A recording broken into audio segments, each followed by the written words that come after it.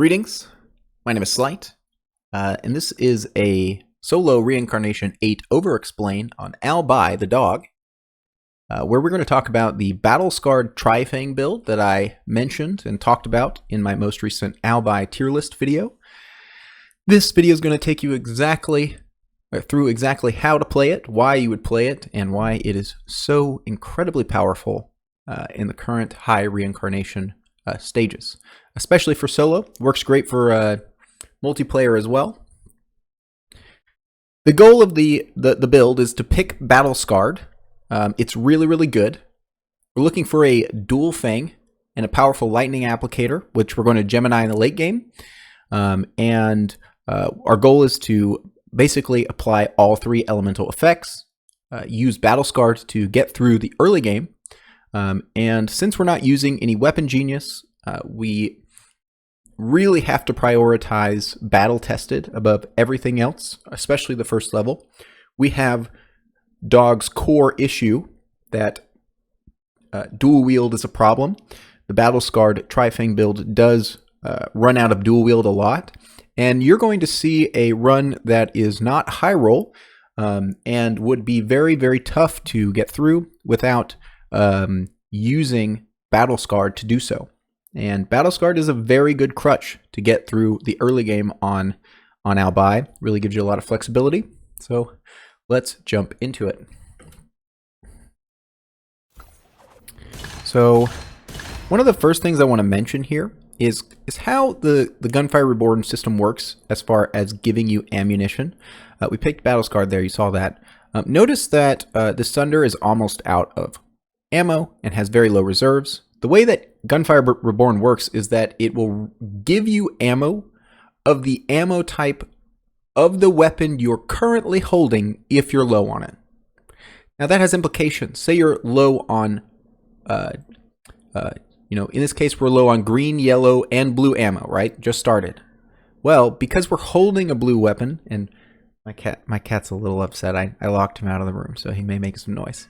But because we have a blue weapon, when we kill these pots, boom, three blue ammunition little satchel packets there. So boom, back up to 85. Now, we can abuse this, and it's important to know how to abuse it, okay?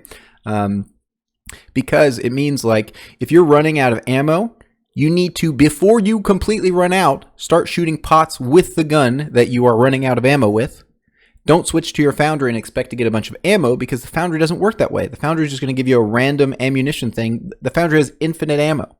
So make sure to shoot pots with the gun that you're low on ammo with before you run out, so that you can be rewarded by the game for smart decision making. Okay, another little thing here about Albi, learning when to stagger is really important. So one of the tough things about that is enemies that are spawning in an animation or like rolling in a dodge animation cannot be staggered. See that? How it doesn't get staggered? But it doesn't put their stagger resistance on cooldown. Every enemy, when they're staggered, has 5 seconds before they can be staggered again. So you'll, if I shoot this person again, then you'll be able to see it. But here you can see this person getting staggered. And because he's not in an animation and stuff, so that works. So just some information there. The only, like, as an aside, like, I think that the Argus pushback isn't limited by this 5 second cooldown. So just something to keep in mind. So yeah, we kill this guy. Now these guys come charging at me, right? And I just want to appreciate some hitbox. You know, Gunfire's not known for the best hitboxes, but this one's pretty good. When this guy's charging at me, you can actually jump over his slash just like that. So you can't just do it normally, but if you can get up basically like one level and jump, you can jump over it. So yeah, that's pretty nice. First, so when we do Overexplains, we pause the video and we try to come to our own conclusion before Slight shares his own opinion. Not to say that Slight is always correct, but he does share his opinion, and it tends to be at least fairly well informed. So the first time we're going to do this is here. Is Flame Shard good or bad for the dog? Feel free to pause. I'm going to take a sip of my coffee.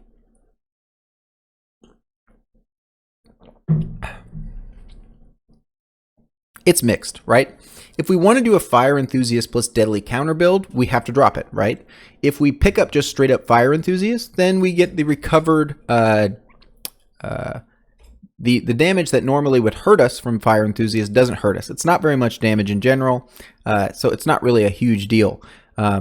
But being immune to the negative effects of burning can be exceptionally good on the dog, because the burning ticks that you take are based on the damage of the instance that hit you. And so when a big fire damage hits you and applies burning, I mean, it can be really tough to heal through those burning damages sometimes. So being immune to burning effect is especially good on the dog. So I'd say overall it's pretty good, but just has a little caveats to keep in mind. All right, next up, this little guy drops. And let's see if I can pause this at the right time. And oh, there it is. Okay. Is this porcupine good at this point in the game? I will give you some extra information. All we have is the Sunder. So we're going to pick it up. But am I excited to see this weapon? Yes. Remember, we are playing a tanky build that is exploiting elemental effects. So the first goal, the first rung of the ladder, is sort of battle-tested 1 and or being able to apply Miasma during dual wield. So the sooner that we can get like some sort of Miasma combination going, the better off we are going to be. So corrosion weapons are a must pick up as the offhand weapon. You can keep some powerful weapon as your main hand, but until you're really looking to get one good lightning weapon and one good decay weapon so that you can get started dual wielding and applying Miasma way earlier than most characters. Remember that the dog's major advantage is that he gets an elemental share Gemini at level 1, assuming you have 2 weapons that you would want to elemental share Gemini, because he can shoot both of them at the same time. So the sooner we can get Miasma up, the better. Porcupine is great at Miasma, so very happy to see it. First pick, what's the pick? We're playing Tri-Fang, Battle-scarred, dual-wield dog. Easy pick, Unleash Potential. Precise Explosion and Mad Bomber are explosive only. Unfortunately, dog is one of the few characters that actually has entire ascension trees that are not just not helpful or not very good, but actually useless, literally have no impact. Guaranteed, and not from not using the ability, but literally because, like, if you don't have an explosion weapon, then these pretty much don't work. Granted, they do improve your grenades a little bit, but not enough, I'd say. So Unleash Potential here is definitely the pick. It's nothing special, but it is better in this build than most of the core builds that I run on dog, because once we get into the end game, we're looking at something like some powerful machine gun lightning weapon plus some powerful dual fang that we found Gemini together. So we're going to be shooting a lot of bullets and mostly just using the same normal ammo type.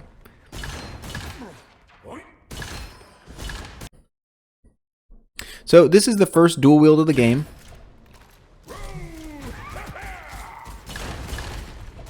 And we're just going to watch this straight through.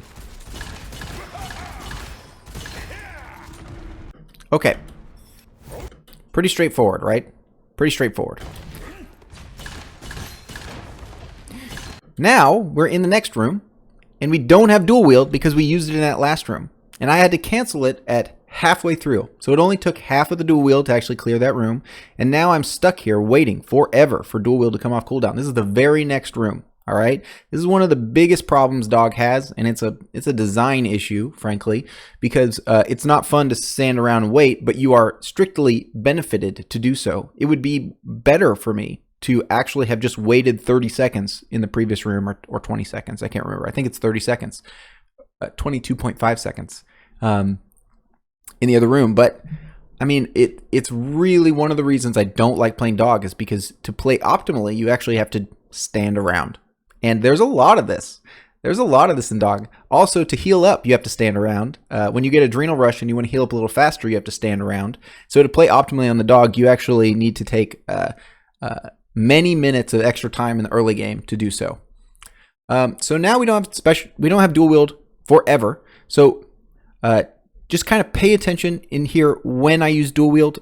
Let's just move forward. The one thing I want to say is whenever you're playing dog, grenades stagger people, so you really need to be careful about resistive enemies. So whenever you see resistive pop up, you just need to be aware, because it can be very easy to get into the mindset that things get stunned easily, but resistive enemies are the exception. So like normally I think I would have maybe posted up on this guy because I think I could, you know, and then just stagger him, headshot him 3 times, and we're good to go. But because he's resistive, I stay back. Also, I want to notice that I look at my minimap here. Okay, I'm gonna scoot back even further. This is the same room. All right, and I just kind of cleared a couple enemies. We're getting right to the end of this room. All right, and I used dual wield on the last 3 enemies. All right, and you might be thinking, well, that's kind of dumb. You know, like, why would you do that? That's a big waste. It's like, no, it's not a waste. The main, like, I want to use dual wield as much as I can. Okay, and to do that, I have to be thoughtful. I know that there's a vault, there's a chest, there's weapons on the ground, and I haven't even looked. I can't remember if there's a chat chest here. So there's all this stuff to do in this room after I clear these enemies. All of the while, my cooldown is going to be ticking down. So I use it here. This is a room that can be a little dangerous if you play too aggressively. Boom, we're done. It's on cooldown, and now I go to do all this stuff all the while the cooldown is ticking down. So just something to keep in mind. Don't be too hesitant about not using dual wield. There are times when you need to use it, and you really need to pay careful attention. And see here, I got even luckier. Now I have something to do for way longer than the time I need for dual wield to come back up. This is a tough room. One of the tougher boulder challenges in the whole game, actually. You can slip through right there, because the boulder hitbox is just the front. So here, just watch this again. So boom, the front gets me, but then I can slip past here in the back, and then I know I'm going to get hit by this boulder. And one thing, anything that knocks you back in this game, if you're up against a wall like this right here, it won't knock you back. So there, I just exploit that, don't get knocked backwards, and keep on moving on my merry way. Sweet. Quick question. Is Decay Driver good for our build? Is it good? Or is it just okay? What's your take? I think this is a pretty straightforward question.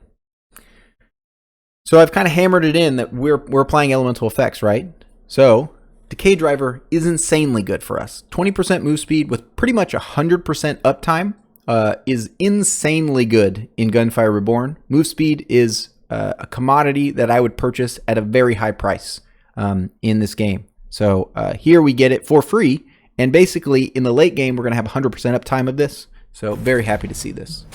It doesn't really help us right now too much, but in the late game it definitely will. All right. Next up, what's the pick? Easy pick. All right, easy pick. Once again, 2 things that literally don't help us. Thank you, dog. But the next one is Ammo Expert. Ammo Expert is one of the best 1-point wonders in the game. It solves pretty much all of the ammo problems that you would ever need on almost every weapon for almost every amount of consumption. That's not exclusively true, but I mean, it is pretty much true. It would be very hard for Ammo Expert not to solve most of your ammo problems in almost every game. So Ammo Expert's great here. Also, keep in mind that things like overloading and Ammo Expert's 20% chance not to consume ammo when shooting are disproportionately good on certain types of weapons. Weapons that shoot a lot and have somewhat low magazines are going to reload a lot. So the more we can extend the magazine and reduce our reload time, the higher our DPS can go. Ammo Expert is quite good in these high consumption, high rate of fire builds, which is Tri-Fang Battle-scarred.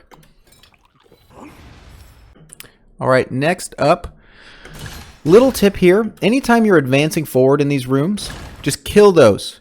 I know I'm advancing up and forward, and then I'm going to move over to the right here, past this little wall.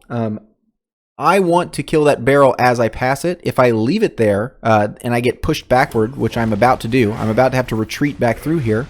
You know, say this little explosion actually pings that barrel, hits me over into this wall, and something comes around the corner, and it's an immortal box head. You know, you're dead. You could die just from that. So anytime you're advancing through a room, it's very important. And see that? Oh, let's show that again. He's still in his dodge animation when this happens. So I don't get the stagger. But he's not stagger immune. That's the most important thing. That's the most important thing. Is Ostrich Rider good? Is it good in our build? For where we're at right now. There's nothing I've hidden off the screen from you. That would be rude. Ugh, that would be rude. Yes, it's extremely good. 50% move speed. Who cares about the dash cooldown? Because we are, like, that is one of the best just flat move speed bonuses that you can get. And to be getting something like this early in the game is extremely powerful and really improves our survivability. All right, very good. Doesn't increase our damage, but furthers our ability to stay alive. Extremely good.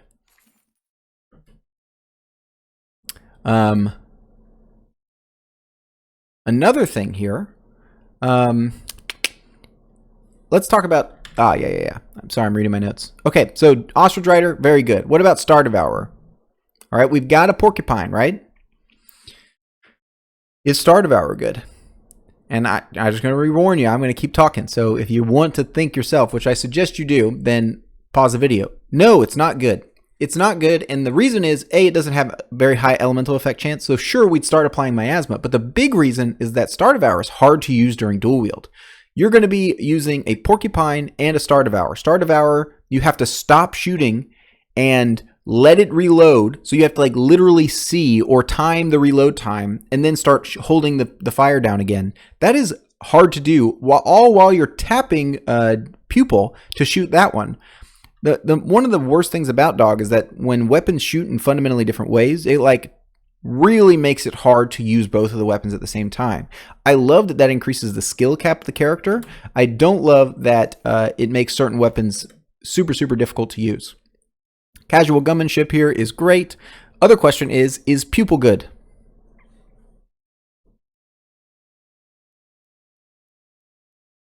I would say that pupil is a fair option here. If I could go back in time, I probably would have taken this pupil. I didn't take it at the time because using its charge effect is a little bit cumbersome while you're dual wielding, but it's actually not too bad. And you can spam click it when you're close by. I think it's an option here. It is a little harder to use than dual wield, but were I to go back in time, I would have taken it. I had the belief that I would be given some more lightning options here before, like, you know, the second stage boss. And so we'll see if that comes to fruition. So I end up not taking it here. One of the other reasons that I don't take it is because it doesn't pierce, and having a pierce weapon like the Sunder here is great for bosses, because if I get the horse head here, it's very important that I actually have something to fight the bosses with. So currently we have Porcupine and Sunder, and we're going into an elite room. How are we set up to take on the elites that the Longling tomb has to offer? Are we in a good position or a bad position? I would say we are in a pretty optimal position. Not optimal, but we're in a good position. We need decay for the spearman so that we can keep him slowed and kite him, and he has armor, so any decay damage or any corrosion damage we do is going to get basically double effectiveness. And we have Sunder for piercing for the horse head, which is also very good. So we're in the ideal position. We need piercing and we need a corrosion applicator. The beetle's too easy. Anything kills the beetle.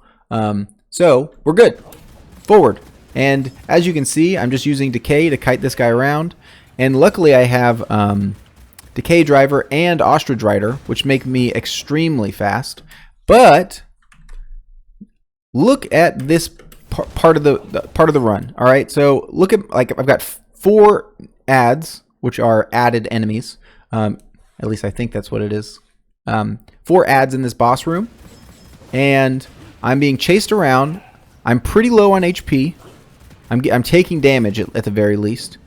And I recognize that a fireball's coming at me. I'm not in a clear position to run away from this elite spearman because of the angle he's coming at me. And if I go forward, if I go, this direction as opposed to this direction, then I go directly toward enemies while I don't have full HP and armor. So instead of taking any risk There is nothing wrong with just hopping out and coming right back in. And as you can see, I wait for my dual wield to come off cooldown. Waiting, that's what you do when you play the dog. And just go in here and basically insta-kill him. And that guarantees that this part of the run is super easy. All right, and that's what I really want to do. All right, here is the next choice. Advanced Depot, Brief Respite, or Fast Loader. Advanced Depot, Brief Respite, or Fast Loader. What's the pick? Well, if you said Advanced Depot, then you're wrong because we don't play that terrible scroll here because it's too OP. No, Advanced Depot is for noobs. Straight up. Makes the game way too easy. So that is not a valid pick. All right. Obviously, it is the best pick there, but no, we don't actually pick that. The other two options were Fast Loader, which doesn't work super well for the dog as far as I know, but Brief Respite is especially good against the first bosses, no matter which one it is. So that's definitely the pick. Next up, we've got some goblets here. What is the pick here? Close Call is exceptional in this build, and it's one of the few builds I recommend getting high levels of Close Call in. Usually in most builds, one level is enough, but because our HP is essentially significantly increased because we have high damage reduction, if we have 200 health with a 50% damage reduction, then we are taking half damage for everything, which means our health pool is essentially doubled, right? If we took 100% damage with a doubled health pool, it would sort of work out to be the same. Assuming you're stripping out some complexities. So for that reason, Close Call gets a lot better because it's rare that our max HP decreases by more than 25% in a single hit. The biggest problem with Close Call is that you may take 60% of your health as damage, and then you're left in a bad position because Close Call triggers after you take damage. So this really makes Close Call extremely powerful. Twin Gunner's fine, but Close Call is the way to go. All right, next up, we've got this hell. Oh, you can't see it. It's a 30% projectile double reload. Reload quicker when you kill an enemy, and damage type is corrosion, or this sting. And the sting is crit X, projectile, and the explosion AoE, rate of fire, reload speed. Should we switch? That hell's pretty spicy. There's a reason I've been using it. I've been using that in a fire dragon. Come on, come on. It's perfect. But we should I think we should really switch here. First off, the Sting has the explosion AoE decrease, rate of fire, and reload speed increase, which is extremely powerful and probably the best single ascension you could get on the Sting. Notice how many of the best ascensions are green in this game. That being said, the main reason is we are going into stage 2, where there are a lot of enemies that have a lot of armor. We've got the Darkface Bandit. We've got bandit retainers, and there's so many of those, bandit tacticians, and any like shielded enemies that I think can get armor as well. Or maybe it's armored. Yeah, that makes sense. So the Sting's third shot will strip away all of the armor on any unit that it hits, assuming it's not a boss. It might do extra damage against bosses. I'm not 100% sure of that, but I know it does good. I mean, it does good corrosion damage in general. And we're going to see that pay off pretty well that I end up switching for this. It's not the easiest thing to use, but it is very good going into the desert. And if you're looking for a secondary weapon to take into the desert because you're struggling there, I really recommend the Sting because of its third shot. Do we pick up this Dual Fang? What do you think? Do you think I'd do it? No, we don't. We are trying to set up a Dual Fang Gemini. This one doesn't have 4 inscriptions, so we'd have to upgrade it to level 5, then Gemini it, which is really expensive. We are going to be given another Dual Fang. We don't need a good Dual Fang, but getting something later in the game is going to be better. Right now, we just need to focus on being able to actually do damage and get through the game.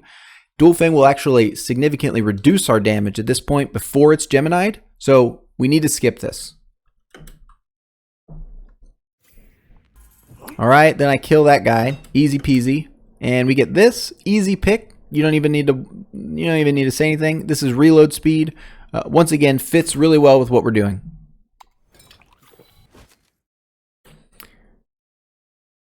All right, we've got 3 options here. Endless Assault is exceptionally bad.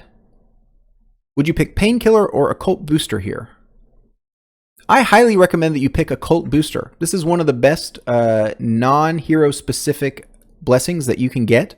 Painkiller can be good situationally and is definitely not bad, but we do already have the Fire Shard, so we're already immune to fire damage, or to the burning effect, excuse me.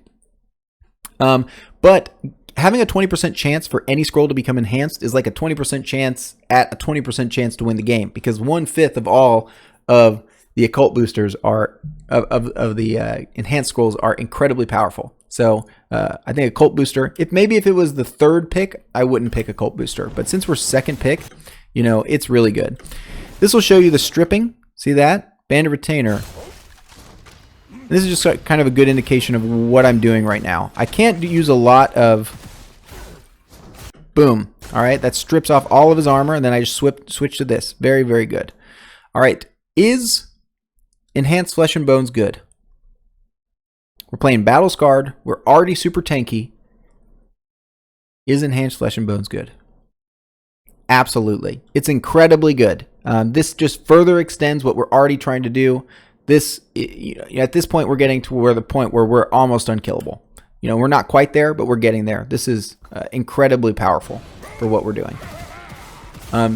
When you are using this build, now currently I still do not have a single level in battle tested, which feels super bad, man. So I've killed every single person in this elite lizard's room, and look at this guy. Oh, excuse me. I've got a couple more to kill, it seems. So I'm killing all these people, right? Yeah. See you later. There's one left. Well, guess what I do? I do what Dog does best. I wait.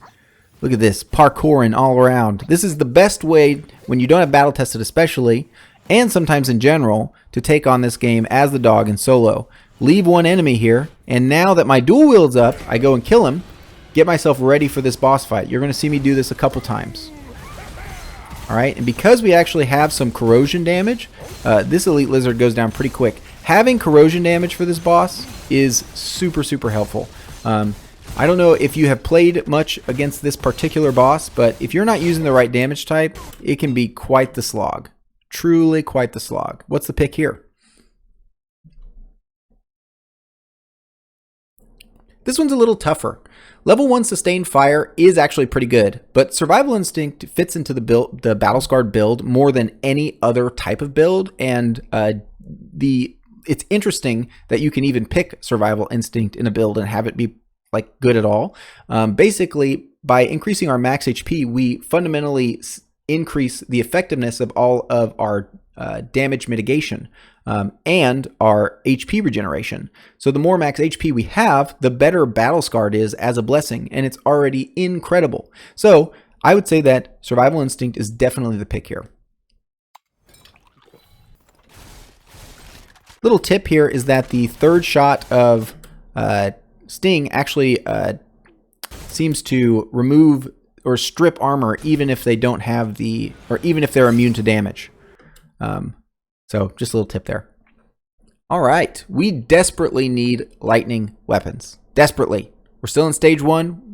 We have a good corrosion weapon in Sting, but we don't have a good lightning weapon. So should I pick this Star Devourer up? No. Star Devourer, hard to use. You know, maybe you can make the case that you can get good use out of this one. This one is not bad. As far as they go, this one is pretty good. I could say that you could potentially use this. And now that I'm looking at it, the magazine capacity increase does make it a lot easier to use. But in general, Star Devourer is tough to use in dual wield. And you end up holding down fire while it's like regenerating like one reload every, you know, you get it. You get it. I would skip it. I do skip it.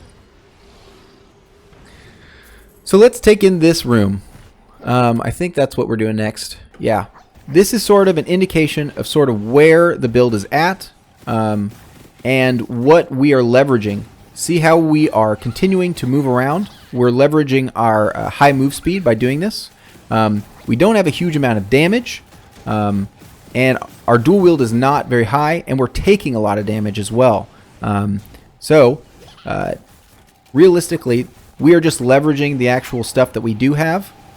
We're having to swap weapons a lot so that we can get elemental fusion effects. And that's basically the way that we're getting through this stuff right now. It doesn't look sexy, it doesn't look pretty, but it is working. And this is one of the reasons this build is so powerful, is because it really has the flexibility for you to play like this built into it, because you picked Battle-scarred. What's the pick?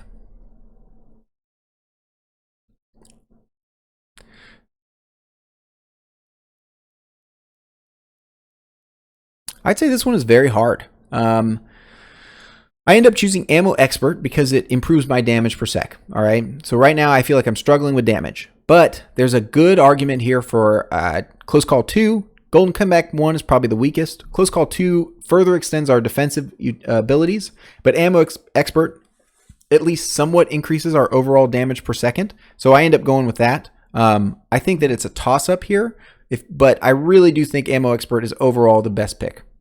Because it actually makes us do more damage now, which we really, really need.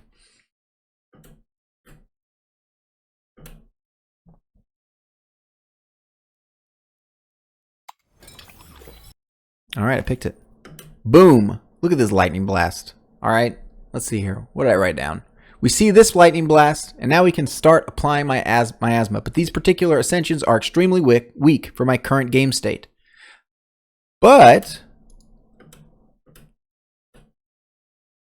if I get this, and just take that in here, let me pop back to you. Like, minus rate of fire, 30% weapon damage against elite and bosses doesn't matter because we're just using it to apply miasma. Filling the magazine, worthless. I mean, it's okay. Projectile is only good if we have no reload synergy, which we do not. So very bad. Basically, like almost like having one ascension. Basically, so this is about as bad as it gets. So if we take this, and then we pop back, and we take the Aura of Venom, we do have something that kind of works, because I can apply shock with the Lightning Blast. This is when dual wield is off. So this is kind of where I'm at as far as dual wield. We're not looking at a huge amount of damage, all right? But our damage is slightly better. But this feels bad. This feels so bad. This is just one wave, and this is like a 5-wave room, all right? So it feels bad. But the main reason that like taking the Aura Venom is good is because I can apply shock with the Lightning Blast and then switch and just unload a full clip of Aura Venom into them. And that actually works okay. I can just kind of keep shooting them until I see shock appear into their status bar. All right, what is the pick here?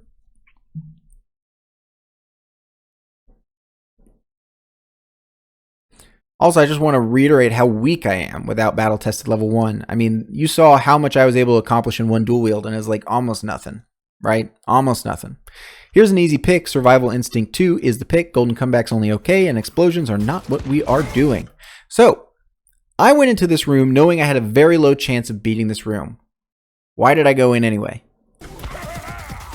Well, the reason is because even if I have such an incredibly low chance of actually beating this, all of these enemies, when they die, still spawn full rewards.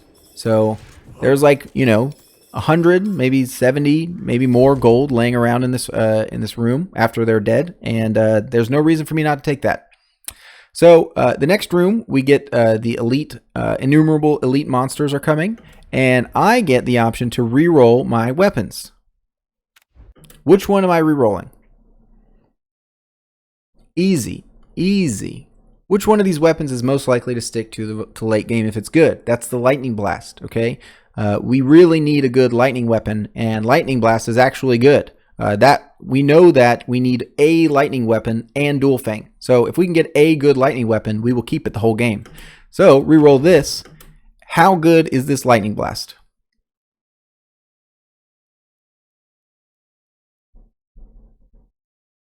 It's incredible. I mean, this is about a god tier roll as you can get.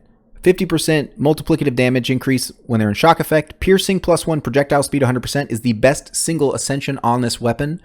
The rate of fire increase is perfect for a miasma applicator because the more hits we do, the more miasma we apply, and that is better than any other way of increasing our damage. The effective range and stability is pretty nice. This is incredible, as you can see with my little wiggly stuff there. Little tip here, notice that you know, I'm out of dual wield. This guy still has miasma stack, so I'm going to try to keep applying those to him. But there's a reason that I continue to focus on the elite lizard here, to keep applying miasma to him, and I don't even shoot the other guy at all. And that's because I can actually abuse the AoE from miasma and kill the lizard first. I mean, not the lizard, but the henchman dies first because I'm abusing that AoE from miasma. Without actually having to shoot both of them at the same time. So just something to keep in mind. Miasma is extremely powerful in these elite rooms, and super, super powerful against elites in general, but especially in these particular rooms. So here, what is the pick? Easy pick, sharpshooter, duh. 30% rate of fire and accuracy, and the cooldown's just icing on top. Lucky Ammo level 1's worthless. Mad Bomber level 1 is meh. All right, so nothing special there. So just like before in this room, I leave one enemy alive and just kind of run around. I'm about to fight the elite arsonist, so I just have a little bit of fun with him. I am just waiting for my dual wield to come up, and then once it's up, I kill him. And one of the cool things about Lightning Blast on any time that you're using it is you can actually set yourself up like this to get the 50% multiplicative damage boost for anything you're sitting on. And that I'm in a good advantageous position to start this fight, and I just absolutely mow this guy down. And most of this is because of how I set up myself for this particular fight. I'm still only working with level 1 dual wield, so I really need to kill him in the amount of time it takes to kill him. Alright, boom, he's done. Nice, perfect. Here, super easy pick, Survival Instinct level 3, basically makes us invulnerable at this point in the game. So now we just need to put a couple pieces of Exodia together, and we should be ready to go. Dual Fang level 4. Is this the Dual Fang? We are in the shop area right before the second boss.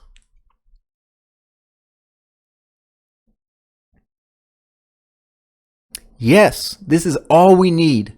And you're going to see it. This is all we need to really start doing crazy Tri-Fang stuff, okay? We just need something that we can Gemini easily without spending a huge amount of money on it. It doesn't have to be anything crazy, and it's going to do really well. So this is the Dual Fang that I take the rest of the game. The main thing to keep in mind is we don't need a crazy Dual Fang because we are double dipping in the Elemental Gemini. Dog is like special in the case that he gets sort of that Elemental Gemini before everyone else, but he also gets double the benefit from it because both the Lightning Blast and the Dual Fang get the elemental effect chance from the other one. So you've significantly increased both of them. So now every shot from the Dual Fang has a chance to apply shock. Every shot from the Lightning Blast has a chance to apply fire/decay, depending on where the Dual Fang's at in its little wiggly elemental effect situation. So this is all we need. Happy to get even more movement speed there. Can't complain about that. And let's go ahead and etch it. First etch, no problem. And as you can see, I'm ready. I start pumping it, and let's just see how the damage is. I think at this point, this is sort of, we've kind of put almost everything together. We're really just looking for a level of battle tested before we are really doing well.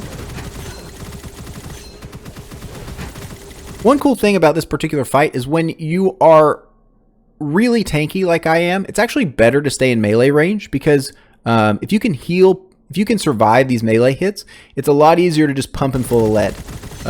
You can do this with the bird and time your leaps such that you miss those little swipes, and that can be very good too. I do that a lot. Perfect. And here we go. We've got battle tested. All right, the rest of the game here's a cakewalk. I'm gonna let it run with a little bit of music just so you can kind of see how it ends up. Hopefully this is helpful, and hopefully you enjoy the Tri-Fang shenanigans. Please give this one a try. It is extremely consistent, and it's really hard to do without Battle-scarred. Really, really, really, really hard to do with just the dog as a vanilla dog.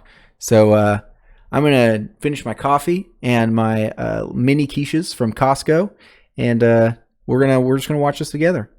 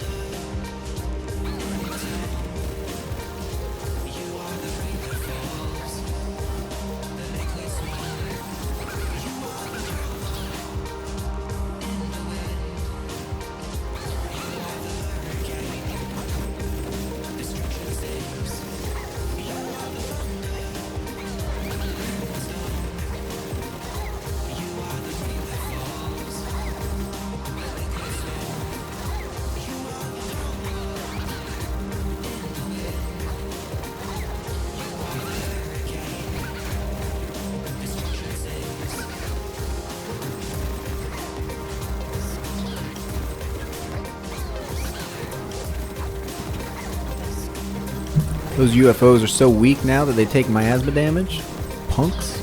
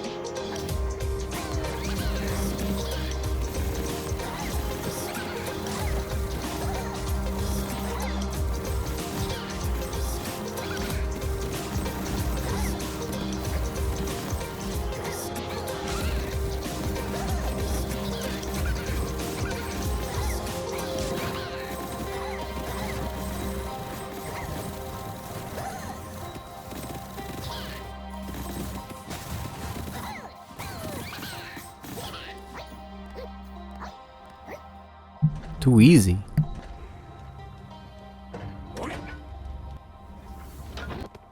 Oh man, it's the bear man. All right, here's a play-by-play. He had he's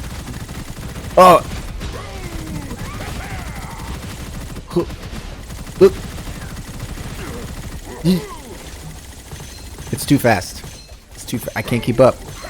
I mean, I did my best to try to give a play-by-play there, but this gameplay is too fast. Look, he did. What is he? He's grabbing. So what is he actually doing there? He's like grabbing the. See how he's got it in his arm? I always thought that he was like drawing power from it, but it looks like he's like just trying to pull it down. But then you're the one destroying it, so that doesn't make sense. Yeah.